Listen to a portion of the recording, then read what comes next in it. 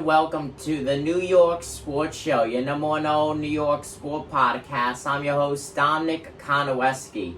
Now, before I get into this video, I just want to put a disclaimer. I am not a bandwagon Knicks fan. I have been a New York Knicks fan since 2009, diehard fan, actually. And if you are a New York Knicks fan and you end up liking the vibe and liking this video, then I highly recommend you to subscribe, as this is the best place to be, especially on the New York Knicks playoff run.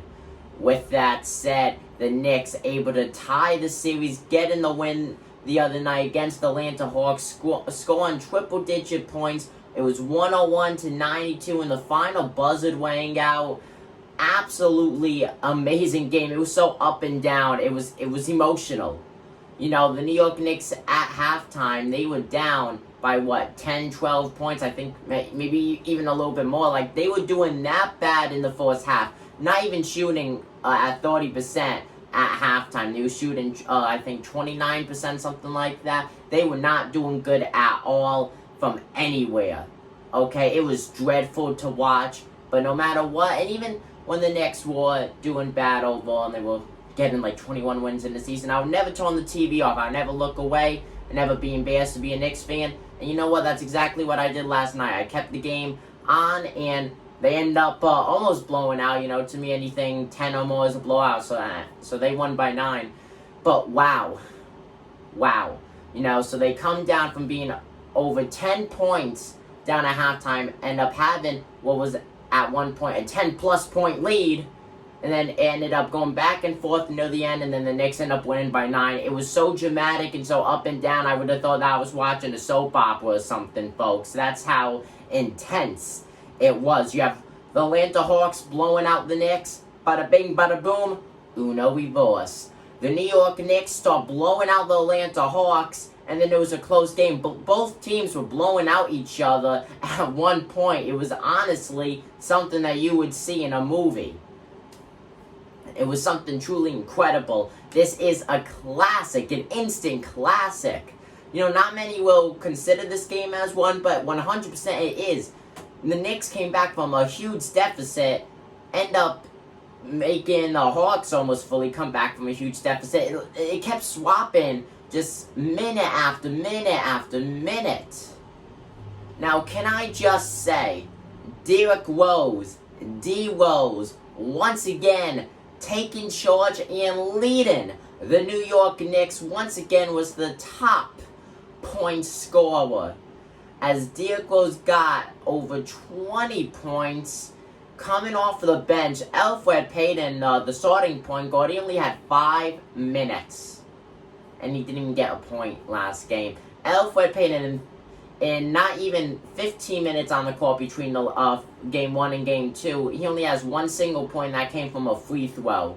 This could be the end of Elfrid Payton starting for the New York Knicks. Derrick Rose has shown that he could get the minutes, and he could go very, very long. I do think that Derrick Rose will be starting this upcoming game on Friday in Atlanta. If not, then we all know that Elfrid Payton will not get no more than what is most likely a full 6 minutes.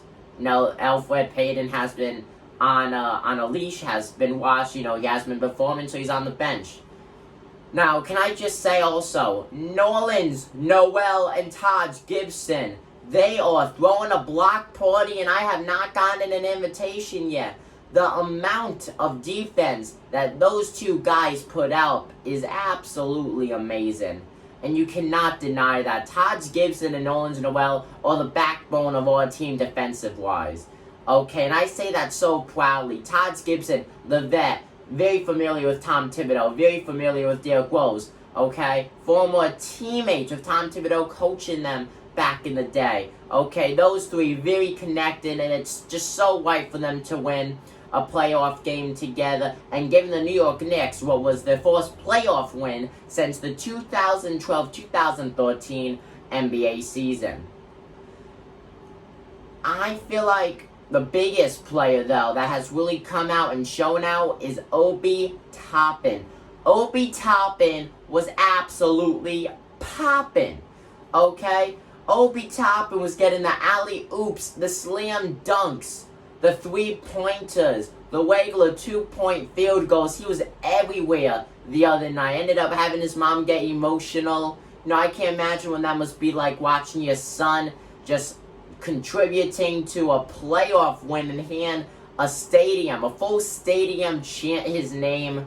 That must hit different on so many levels. I cannot imagine how proud she is of him.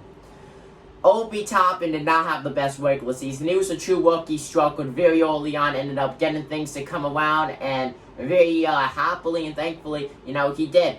And by this playoff one, by showing him that he could perform in more minutes, I do think the rest of the playoff series and next one, because we all know that the New York Knicks will advance, okay? And even in next season's regular season, OBI Toppin's going to be probably split in the minutes with Julius Randle instead of having Randle get really the buttload of everything. Now, I feel like the biggest player that has been a disappointment in the playoffs is Julius Randle. If you don't want to have to come back in the games and have to score a lot, don't give Julius Randle the ball. Julius Randle has been dreadful. Yes, the last 2 games he has been in the top 3s for scoring, but his field goal percentage is just so down the drain, it's disgusting.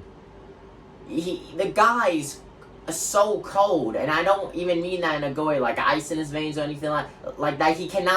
He is missing shots that he made so easy in the regular season. Okay, he put on a clinic against the Hawks when he played against them in the regular season, and now they're double teaming him, and he's felt the pressure, and so far he's been crippling under it. The New York Knicks should not be giving Julius Randle a lot of playing time, and instead should be focusing that playing time on OBI Toppin.